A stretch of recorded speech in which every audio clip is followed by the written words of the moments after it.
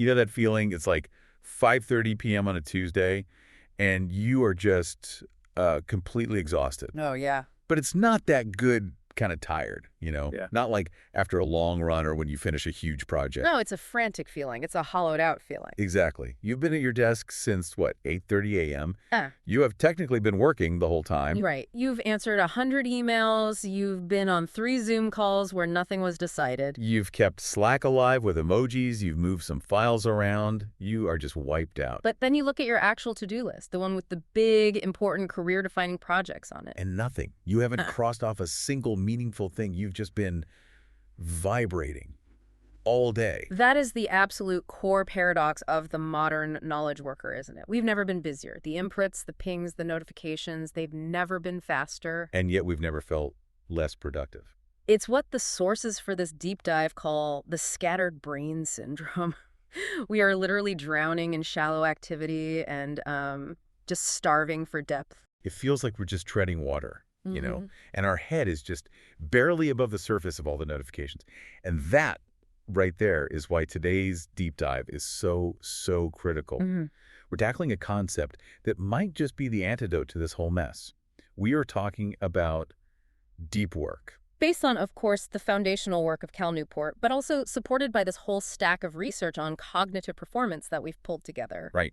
And I want to be really clear here. We are not just going to define deep work and then, you know, tell you to focus more. Yeah, thanks. Helpful advice. Just pay attention. Exactly. Our mission today is to get into the nuts and bolts of it. We want to extract the system. We're looking at the mindset, the scheduling, the weird rituals even, and the exact execution strategies that turn focus from this vague wish into a reliable skill. Because reading about it is one thing. We've all read the articles. But actually building a life that supports it, that's something else entirely. That's where the real change happens. Okay, so where do we start? With a definition. I think we have to. We need to be really precise because I think a lot of people mix up working hard with deep work, and they're not the same thing. Oh, definitely not. I can work hard answering emails for 6 hours straight. That is not deep work. So let's unpack the definition that we found across our sources. It's actually pretty strict. It is. Deep work is defined as professional activity performed in a state of distraction-free concentration. Okay, distraction-free. Got it. That pushes your cognitive capabilities to their limit. Ah, see that last part? Pushes your capabilities to their limit. That's the real differentiator for me. It's the absolute key. Think about it this way. If you're replying to an email or you're scheduling a meeting or formatting a spreadsheet, are you at your cognitive limit? No, not even close. I can do that while half listening to a podcast and thinking about what I'm going to have for lunch. Exactly. That is shallow work. It's logistical. It's often performed while you're distracted. It keeps the lights on for sure, but it doesn't create new value. Right. It doesn't write the brilliant chapter of the book or come up with the breakthrough strategy. No. Deep work is the only activity that leads to that exceptional output. It's how you master hard things quickly and produce at an elite level. And the sources make a pretty compelling economic argument here too, right? This isn't just about feeling better about your day. It's about like career survival. It is absolutely about survival. The economy is shifting. We're seeing this great divide open up. Value is moving away from people who just move information around. The human routers, as one source puts it. Human routers, I like that. And that value is moving toward people who can do the hard cognitive stuff. If you can focus deeply and create real valuable things, you become rare. And because you're rare, you become valuable. So if you're listening right now and thinking, I feel replaceable, or I feel like I'm just churning out busy work, this is for you. We're going to break this down into a system. 4 pillars: the strategy, the setup, the execution, and the maintenance. Basically, how to turn this from a nice idea you read about into a daily reality. Let's start with strategy, because you said this is where most people fail before they even get started. They do. It's a huge blind spot. And this was a surprise to me. I always thought you just, decide to focus. Like you wake up and say, okay, today's the day. I'm going to drink an extra espresso and really bear down. And that works for, what, half a day?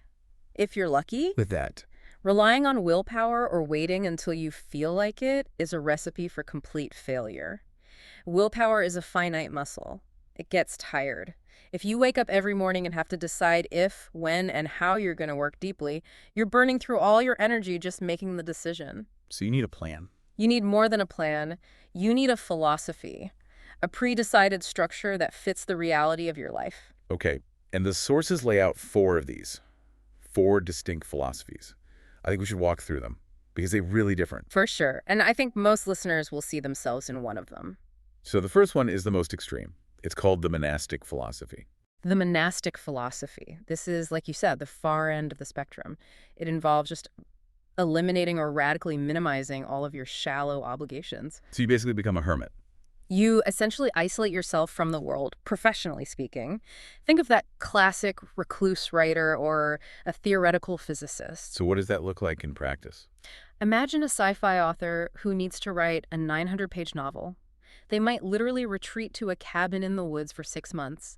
No internet, no phone, no one can reach them. They don't have an email address on their website. They just ghost the entire world. Completely. And the advantage is obvious, right? You have these huge, unbroken stretches of time to think massive thoughts. Your brain never has to switch contexts. The quality of output you can achieve is just incredible. Yeah, but let's be realistic. I have a boss. I have a team, clients. If I move to a cabin and stop answering emails for 6 months, I don't get a finished novel. I get a termination letter. Precisely. And that's the big critique in the source material. While the monastic approach is the purest form of deep work, it's a niche strategy. It's for people who are already so successful they can dictate their own terms, or their job is just to produce one big thing. So it's not for most of us. Not for the modern knowledge worker, no. Okay, so if we can't go full monk, what's the next step down? The sources call it the bimodal philosophy. Bimodal. It literally means two modes. This philosophy acknowledges that, okay, you can't disappear forever, but you can disappear for distinct, well-defined chunks of time. How does that actually work? The classic example is a university professor. They have to teach classes, hold office hours, go to committee meetings. That's their shallow mode. They're available, they're connected. Right. But then maybe for the whole summer or maybe just every Thursday and Friday, they switch to deep mode. And in deep mode, the rules are different. The rules flip completely. On those deep days, the office door is locked. The email has an autoresponder on it. They are effectively monastic, but just for that specific scheduled period. They create a really hard boundary. I like this one. It feels more balanced. You could even do it on a smaller scale, right? Like take a deep week once a quarter to work on a big strategy document. Exactly. Or even just a long weekend. The key insight from the bimodal philosophy is that the minimum unit of deep work is usually at least one full day. You need enough time to fully detach from the shallow world and really sink in. Okay, that's doable for some people. Mm-hmm. But I'm still thinking about the person with a 9 to 5 where Slack is pinging every 4 minutes. Disappearing for a whole day might be tough. It can be. Yep. Which brings us to the third philosophy, and this is the one the sources really point to as the gold standard for most people, the rhythmic philosophy. The rhythmic, okay. Yeah, it's often called the chain method. This isn't about disappearing for days. It's all about habit and consistency. This is the Jerry Seinfeld thing, right? Don't break the chain. It's that same principle. The rhythmic philosophy argues that the absolute best way to consistently do deep work is to turn it into a simple, regular habit. You schedule it for the exact same block of time every single day. So, for example, every single morning from 7:00 a.m. to 9:00 a.m., no matter what. Exactly, 7 to 9, Monday to Friday. By doing this, you completely remove the decision fatigue. You don't wake up and have to ask yourself, where am I going to fit my focus time in today? The decision is already made. It's already claimed. It's like brushing your teeth. You don't negotiate with yourself about brushing your teeth. You just do it. And there's a brain science reason for this, too. The sources mentioned it builds a rhythm. That's the neuroscience behind it. If you sit down at the same desk at the same time every day, your brain learns the pattern. It starts to expect to focus at 7:00 a.m. So the activation energy, the willpower you need to get started, drops way down because the habit loop is so strong. I love that. It lowers the barrier to entry. You don't need to be a hero. You just need a calendar and some consistency. It is by far the most sustainable method for people in standard jobs. If you can protect 90 minutes before the rest of the world wakes up, you can win the entire day before 9 a.m. Okay, so that's monastic, bimodal, and rhythmic. There's one more. And it sounds the coolest, but the sources have this massive warning label on it. They do. It's the journalistic philosophy. Journalistic. It's named after journalists like Walter Isaacson who could switch into deep focus at a moment's notice. What does that look like? Well, Isaacson was a busy magazine editor, but if he had, say, 20 minutes between meetings or 45 minutes before a dinner reservation, he could just pull out his laptop, ignore all the chaos around him, and immediately hammer out 500 words of a brilliant biography. Wow. Then he'd just close the laptop and go to dinner. That's a superpower, to just toggle focus on and off like a light switch. It is a superpower, and that is the problem. The sources are very clear. This is an advanced technique. It requires a highly, highly trained focus muscle. Why does it fail for the rest of us? Because of something called switching costs. For most of us, if we have a random 30-minute window, we spend the first 20 minutes just trying to remember where we left off. Or we check email, get a coffee, stare at the screen. Exactly. By the time we actually start thinking deeply, the 30 minutes is gone. We've wasted it just trying to ramp up. Right. If I tried that, I'd spend the whole time on Twitter feeling guilty that it wasn't working. That's what happens. Isaacson could do it because he had spent decades training his brain to minimize that switching cost. But if you try the journalistic approach without that training, you'll just end up doing shallow work or no work at all. So the takeaway on strategy is huge. You have to pick one. And be really honest with yourself. Don't try to be a monk if you're a mid-level manager. And don't try to be a journalist if you haven't trained for it. Start with rhythmic. That is the safest, most effective bet for building the habit. Okay? So we've picked our philosophy. I'm going rhythmic. Sure. Every morning, 8 to 10 a.m. Now we move on to the setup. Because I can't just sit down and magically be a genius. I need to prepare my space and my mind. Right. And this is where we have to talk about rituals. You can't just rely on willpower to force your brain into high gear. It's too unreliable. You need what the sources call launchpad rituals. I love that term, launchpad ritual. It makes it sound like you're about to blast off. That's the idea. It's about signaling to your brain that a shift is happening. So what does this look like? Is it just making a to-do list? It's much more primal than that. It's about sensory cues.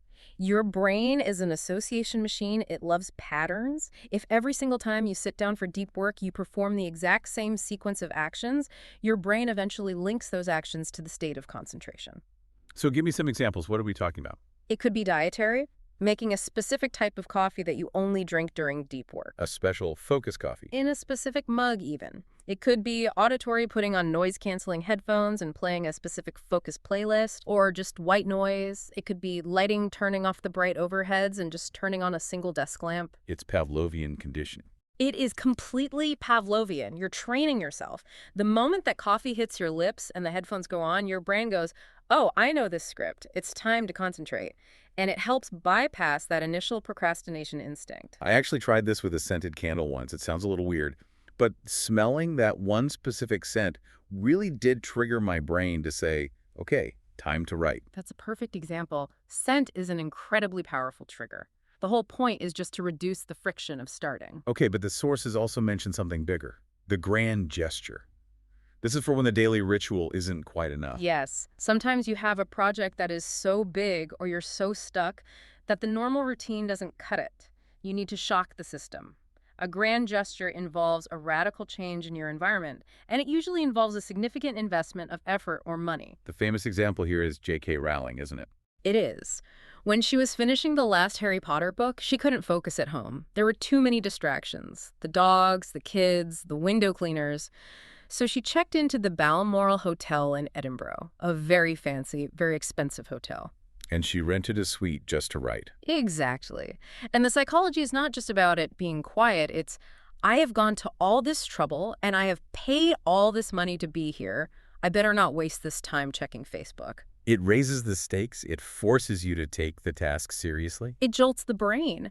For us non-billionaire authors, maybe that's just booking a co-working space for a day or even driving to a library in the next town over. It's about having some skin in the game. Okay, but let's talk about the environment itself. Because even if I rent a hotel room, if I bring my phone and leave the notifications on, the whole thing is pointless. The environment has to be optimized. Zero friction for the work you want to do, and maximum friction for the distractions. The sources are so clear on this. You need a digital detox during these blocks. And that's more than just trying not to look at your phone. Much more. It means being completely unreachable. Turning off notifications is the absolute rock bottom minimum. But the sources suggest going even further. Much further. Phone in another room. In fact, one study we found was fascinating. It showed that just having your phone on your desk, face down and on silent, still reduces your available IQ. Wait, what? just having it near me makes me dumber, even if it's off. Yes, they call it cognitive leak. Part of your brain is constantly, subconsciously monitoring that device. It's waiting for a ping, it's anticipating a message, it takes up processing power. That is terrifying. It is. If the phone is physically in another room, that part of your brain can finally relax and be fully allocated to the task at hand. So get it out of the room, put it in a drawer, give it to your partner. Just get it out of your visual field. Absolutely. And then there's the computer itself, which is its own distraction machine. The internet. You have to use tools. The sources list website blockers like freedom, cold turkey, stay focused. If you're writing and you don't need the internet, just turn off the Wi-Fi. Don't rely on self-control when you can just build a wall with software. And ergonomics, too. The physical setup. Yes, it sounds boring, but it matters so much. A good chair, good lighting, a clean desk. If your back hurts or you can't find a pen, that's a tiny bit of friction that can break your flow. Yeah. You want a cockpit that is designed for one thing only: focused work. Okay, so we've got our philosophy, we're going rhythmic. We've got our ritual, the focus, coffee, and headphones. Yeah. And our environment is locked down, phone's in the other room, internet is blocked. Now, Well, we actually have to work. now we execute. This is where the rubber meets the road. And the very first rule of execution is define the goal. This seems obvious. My goal is to work. That is a terrible goal. Work on report is a vague, fuzzy goal that just invites procrastination.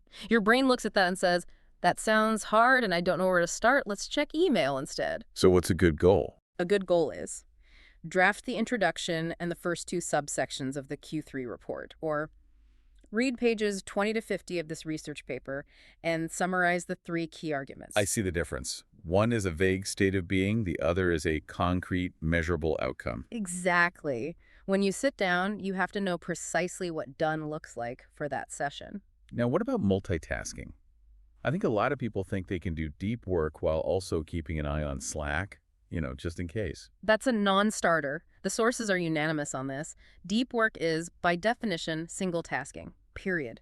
Multitasking is a myth. What you're actually doing is called context switching. And context switching is the enemy of depth. It's the enemy. Every time you switch from your hard report to Slack and then back again, you leave behind something called attention residue. Attention residue. Yeah, it's a concept from a business professor named Sophie Leroy.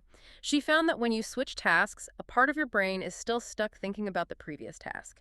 It can take up to 20 minutes to get your full cognitive resources back on the main thing. So if I check Slack every 10 minutes? You are never, ever fully focused. You're constantly working through this haze of residue from the last thing you looked at. You're effectively operating with a lowered IQ. Yikes. One task only. I get it. Now, there's a technique mentioned in the sources to help with this intensity. The Teddy Roosevelt method. I love this name. It's intense. So, before he was president, Roosevelt was a student at Harvard, and he had a million hobbies. Boxing, politics, socializing. He didn't want to spend all day cooped up in the library. He wanted to get good grades, but he also wanted to have a life. The dream. So his method was this. He would figure out how long a task should take. Say, writing an essay takes most students 4 hours.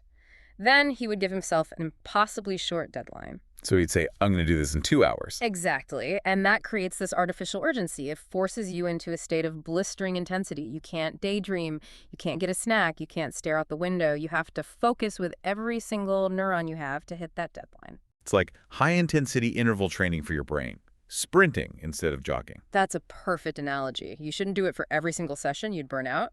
But it's an amazing way to stretch your focus capabilities and see how fast you can actually work when you're totally locked in. Now, here's the part of execution that I think is the absolute hardest for people.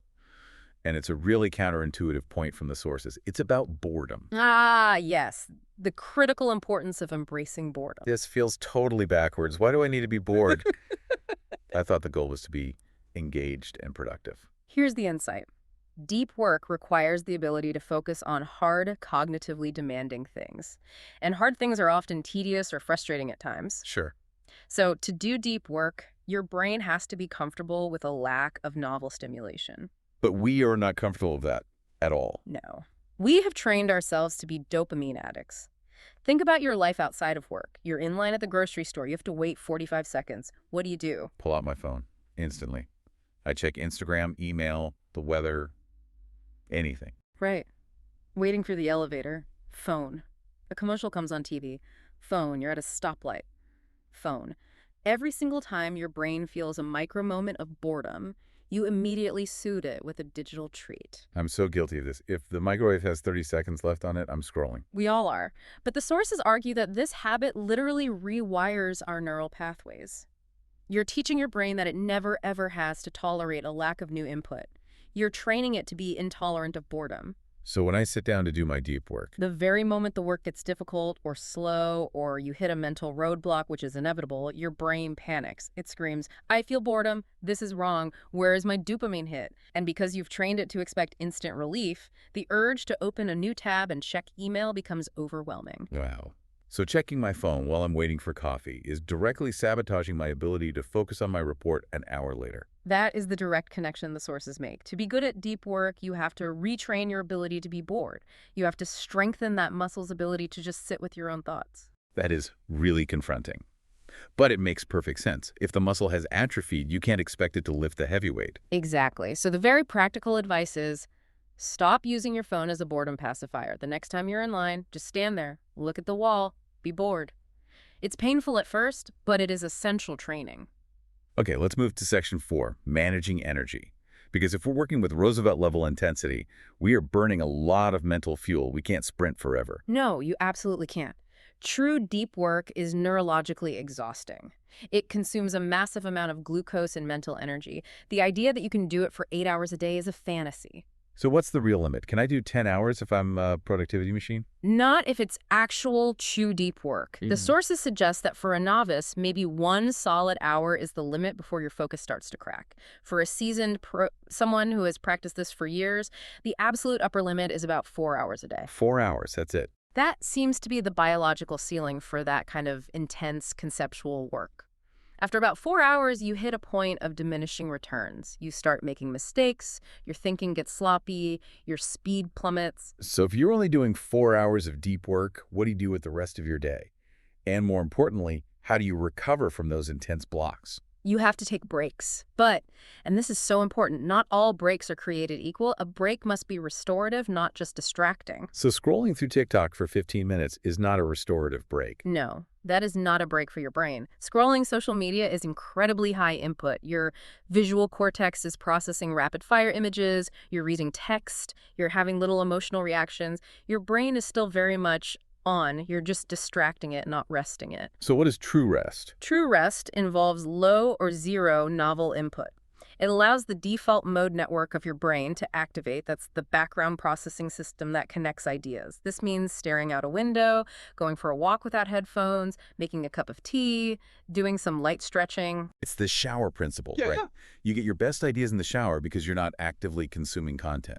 That is exactly it. You need to give your brain the space to consolidate what you just learned or worked on. If you jam more information in via a screen during your break, you disrupt that entire consolidation process. The sources also bring up the Pomodoro technique here as a way to structure this work-rest cycle. Yes, it's a great tool for structuring the intensity. The classic Pomodoro is 25 minutes of work followed by a 5-minute break. For deep work, you might want to use longer intervals to get into a state of flow, like 50 minutes on, 10 minutes off. But the timer keeps you honest. It forces you to come up for air and actually rest. Okay, let's fast forward to the end of the day. You've done your deep blocks, you're tired. But so often we carry the work home with us in our heads. We're physically at the dinner table, but mentally we're still rewriting that difficult email. This is a real psychological phenomenon called the Zeigarnik effect. It's the brain's tendency to remember unfinished tasks much better than finished ones. Our brains just loop on these open loops. And it creates this constant low-level anxiety. It does, which is why the sources propose a very specific solution called the shutdown ritual. A shutdown ritual, it sounds almost ceremonial. It is, and it should be. It's a formal process you go through at the end of every single workday to definitively tell your brain, we are done. It is safe to stop thinking about work. And so what are the steps? It's pretty simple. First, you do a quick scan of your inbox to make sure there are no emergencies. You don't have to reply to everything, just make sure nothing is on fire. Second, you look at your calendar for the next day so you're not blindsided by an 8 a.m. meeting. And third, and this is the most important part, you capture any loose tasks or ideas that are still in your head and write them down in your plan for tomorrow. So you're getting everything out of your head and onto a trusted system. Exactly. You're showing your brain that every open loop has been captured. Your brain can trust that the system will remember it, so it doesn't have to keep reminding you all night. And then there's the weird part. And then there's the part people find funny, but it works. You say a specific termination phrase out loud. Newport, the author, uses shut down complete. You literally say out loud, shut down complete. Yes. It sounds cheesy, but it's a powerful psychological trigger. It's a clear, definitive boundary that signals to your brain that the workday is over. It's like closing the book on the day. Precisely. And the rule is absolutely strict. After you say that phrase, you do not check work email. You do not check Slack. You are done until the next morning. What if you get that urge later in the evening to just quickly check? You remind yourself, nope, I said the phrase, I completed the ritual, everything's accounted for. Checking now provides zero value and only creates anxiety. This is what allows your subconscious to truly disengage and recharge so you have the energy to go deep again tomorrow. That is incredibly powerful. I'm going to try that. Maybe I'll make up my own phrase. System offline. Whatever works for you, as long as it signals a hard stop. Okay, we are in the home stretch. Section 5. Integration. We have to talk about the elephant in the room. We focus so much on deep work, but we all have shallow work to do. We can't just ignore emails, meetings, and paperwork. Right. And to be clear, the sources aren't saying that shallow work is evil or that you should never do it. It's necessary. You have to answer emails to collaborate with your team and keep your job. So the goal isn't to eliminate it. The goal is to contain it, to control it so it doesn't control you. And the main strategy for this is batching, right? The sources call it draining the shallows. Yes. The absolute worst way to handle shallow work is to let it sprinkle throughout your day. A little email here, a Slack message there. That fragments your attention. The best way is to batch it all together into specific, dedicated windows. So you treat email like it's a scheduled meeting. Exactly. Maybe from 11:30 a.m. to 12:30 p.m. is your shallow block, and maybe you have another one from 4:00 p.m. to 5:00 p.m.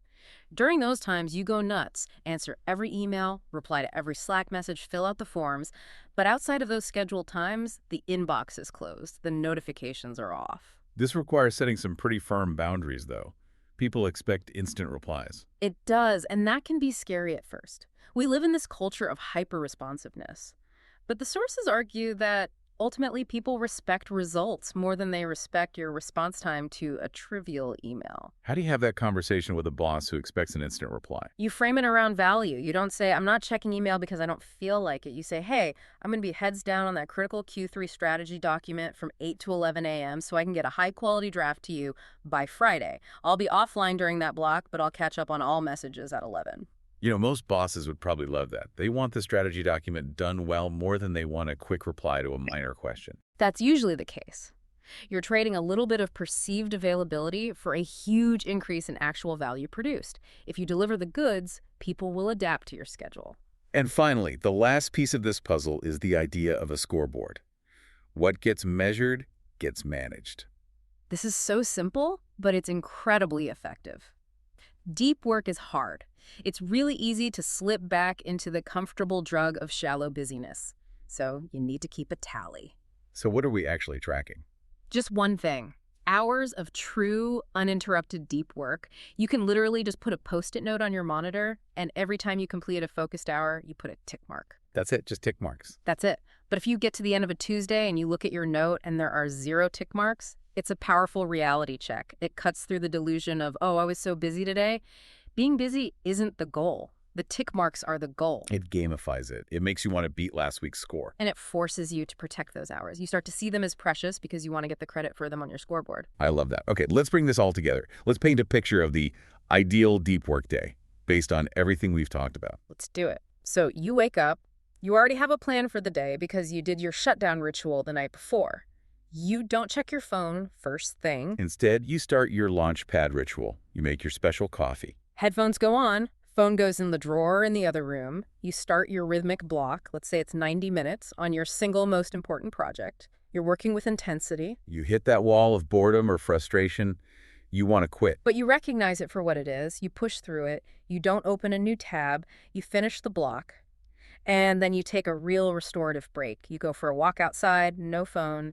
You let your brain recharge. Then maybe after the break, you do a shallow batch, clear out the morning's emails. Yeah. And then maybe one more deep block before lunch. By 1:00 p.m., you've done, say, 3 hours of intense, high-value work. You have likely accomplished more truly important stuff than most of your peers will in an entire week. And the rest of the afternoon can be for the shallow stuff. Exactly. You can switch gears, you take your meetings, you handle the logistics, you collaborate on Slack. You're a responsive, helpful team player. And then, at 5:00 p.m., You start your shutdown ritual. You review your plan for tomorrow, you tidy your desk, you say out loud, "Shutdown complete," and you go live your life, fully present, without that background hum of work anxiety. that sounds remarkably peaceful and incredibly productive at the same time. It is. And the real so what here, the most important takeaway from all of this is consistency. It is so much better to do 45 minutes of deep work every single day than it is to try to do a 10-hour binge once a month. It's building the habit that actually changes your brain. It changes your brain and it changes the entire structure of your life. Before we sign off, I just want to leave our listeners with that one thought from the sources that really stuck with me. It's about this idea of the focus muscle. This is the provocative challenge, isn't it? It is. If you're listening to this and you're thinking, this all sounds great, but I just can't focus, that's just how I am. I have a short attention span. The sources would argue, no, that is not how you are. That is how you have trained yourself to be. Your focus muscle has atrophied. Right. But the good news is, just like any other muscle in your body, it can be rebuilt.